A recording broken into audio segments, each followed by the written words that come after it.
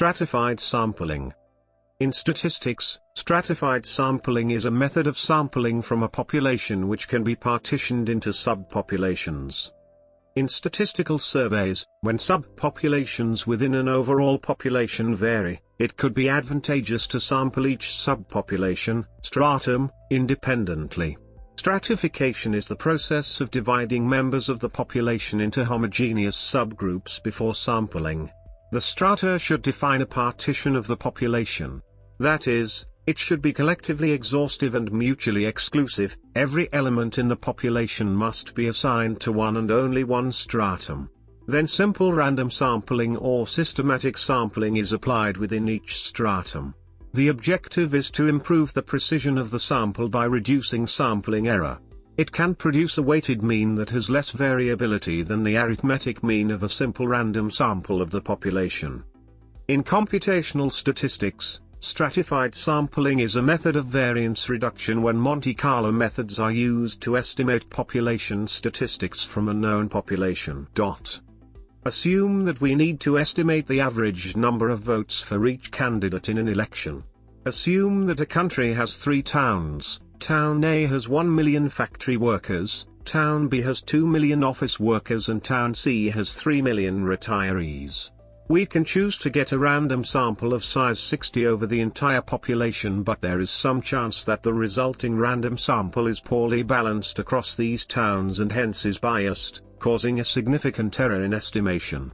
Instead, if we choose to take a random sample of 10, 20 and 30 from Town A, B and C respectively, then we can produce a smaller error in estimation for the same total sample size. This method is generally used when a population is not a homogeneous group. Stratified sampling strategies. A real-world example of using stratified sampling would be for a political survey. If the respondents needed to reflect the diversity of the population, the researcher would specifically seek to include participants of various minority groups such as race or religion, based on their proportionality to the total population as mentioned above. A stratified survey could thus claim to be more representative of the population than a survey of simple random sampling or systematic sampling. Advantages. The reasons to use stratified sampling rather than simple random sampling include: if the population density varies greatly within a region, stratified sampling will ensure that estimates can be made with equal accuracy in different parts of the region, and that comparisons of subregions can be made with equal statistical power.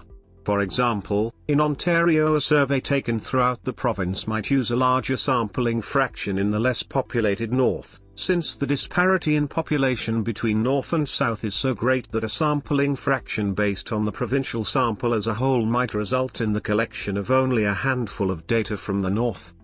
Disadvantages.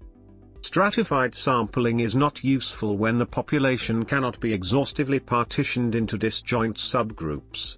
It would be a misapplication of the technique to make subgroups sample sizes proportional to the amount of data available from the subgroups, rather than scaling sample sizes to subgroup sizes, or to their variances, if known to vary significantly, e.g.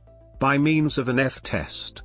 Data representing each subgroup are taken to be of equal importance if suspected variation among them warrants stratified sampling.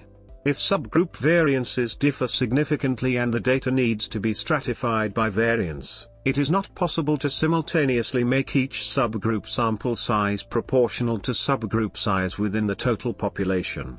For an efficient way to partition sampling resources among groups that vary in their means, variance and costs, see optimum allocation. The problem of stratified sampling in the case of unknown class priors, ratio of subpopulations in the entire population, can have deleterious effect on the performance of any analysis on the dataset, for example classification. In that regard, minimax sampling ratio can be used to make the dataset robust with respect to uncertainty in the underlying data generating process.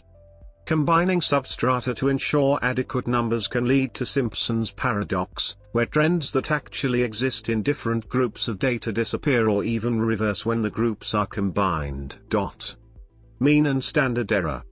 The mean and variance of stratified random sampling are given by where Note that the term nh display style n sub h minus nh display style n sub h nh display style n sub h, which equals 1 minus nh display style n sub h nh display style n sub h, is a finite population correction, and nh display style n sub h must be expressed in sample units.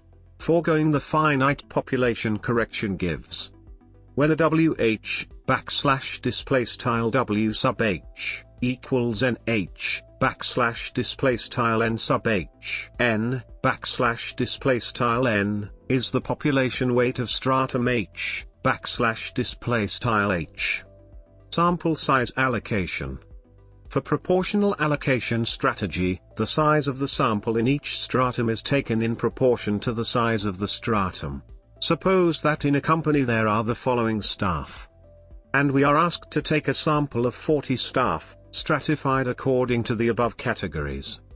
The first step is to calculate the percentage of each group of the total. This tells us that of our sample of 40.